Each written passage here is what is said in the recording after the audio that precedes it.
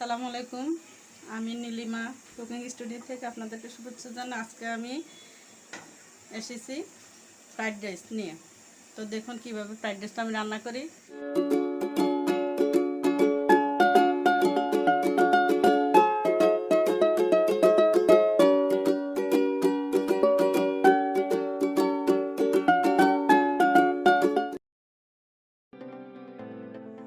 প্রথমে 4টা ডিম ভেঙে নেব, ভেজে গুঁড়ো করে নেব। এর জন্য দিয়ে দিলাম 1 টেবিল চামচ তেল, দিয়ে দিলাম সামান্য পরিমাণ লবণ।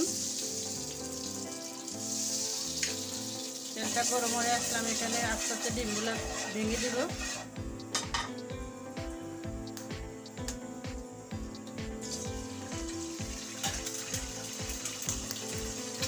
আমি 500 গ্রাম চাউল নিয়েছি ফ্রাইড রাইস রান্না করার জন্য।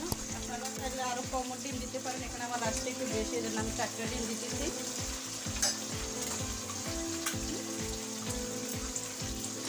সাথে দিয়ে দিলাম একটু গোলমরিচের গুঁড়ো,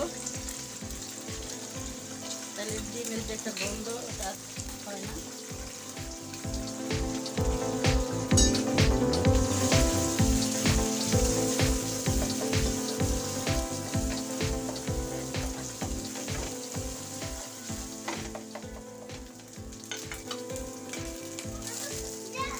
নিলাম, এবার আমি দিয়ে দিলাম 100 গ্রামের মতো ঘি।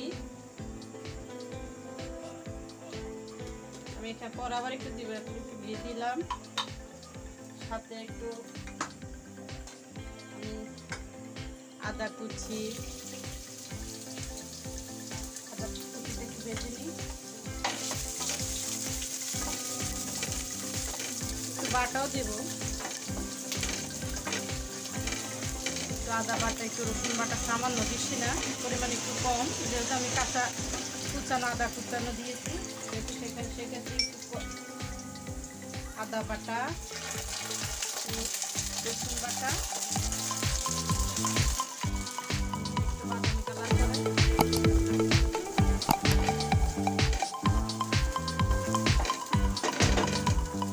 দিয়ে দেবে। এক এক করে সবজি কুচানো, বরবটি কুচানো। আপনার আমি যেহেতু রাইস বেশি নিয়েছি এই জন্য সবজি একটু বেশি দিলাম পরিমাণে, তা না হলে দেখতে ভালো দেখা যাবে না। এই জন্য আমি একটু সবজি বেশি দিলাম। বরবটি আর গাজর কুচানো।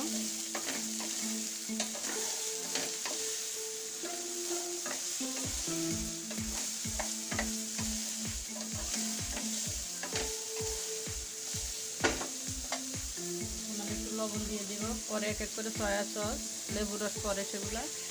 এখন একটু লবণ দিয়ে ঢেকে দিব।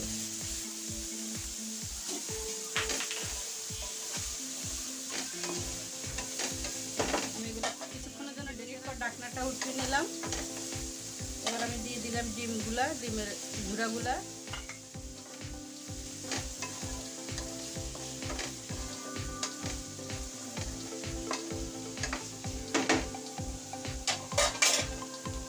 এবার আমি দিয়ে রাইসগুলো আমি আসলে বলা হয় না, রাইসগুলো আমি রান্না করে রেখে দিয়েছি 70% নর্মাল টেম্পারেচারে ফ্রিজে 2 ঘন্টার জন্য। এখন আমি আস্তে আস্তে রাইসগুলো দিয়ে দিচ্ছি। রান্না করার সময় একটু চেষ্টা করবেন কম সেদ্ধ যেন হয়, বেশি সেদ্ধ হলে আঠালো হয়ে যায়, দেখতে ভালো লাগে না, খেতেও ভালো লাগে না। আর আমার রাইসগুলো হলদে ভাব দেখা যাওয়ার কারণ হচ্ছে আমি সেদ্ধ করার সময় পানি সামান্য জর্দা দিয়েছি, কালারটা একটু সুন্দর দেখা যায় জন্য দিয়েছি। আপনি দিলেও পারেন, না দিলেও পারেন, আমি দিয়েছি, আমার ভালো লাগে জন্য তাই আমি দিয়েছি।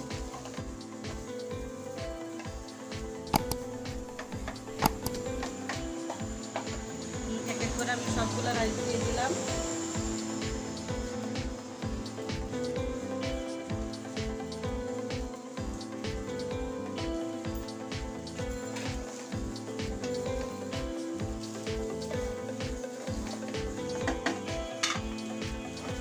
এভাবে একটু নেড়ে ছেড়ে দিলাম, যেহেতু পরিমাণের রাইস বেশি। আমি এখন দিয়ে দিব সামান্য পরিমাণ সয়া সস, আপনার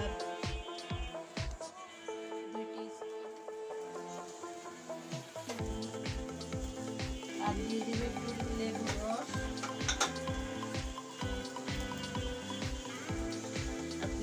লেবু কেটে এভাবে রস দিবে, আর দিয়ে দিবে একটু চিনি।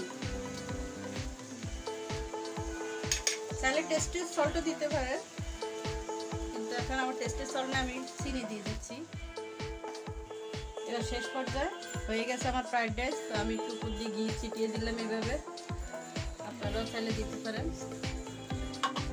আর কিছুক্ষণের জন্য একটু ঢেকে রাখলাম। শেষ হয়ে গেছে আমার ফ্রাইড রাইস।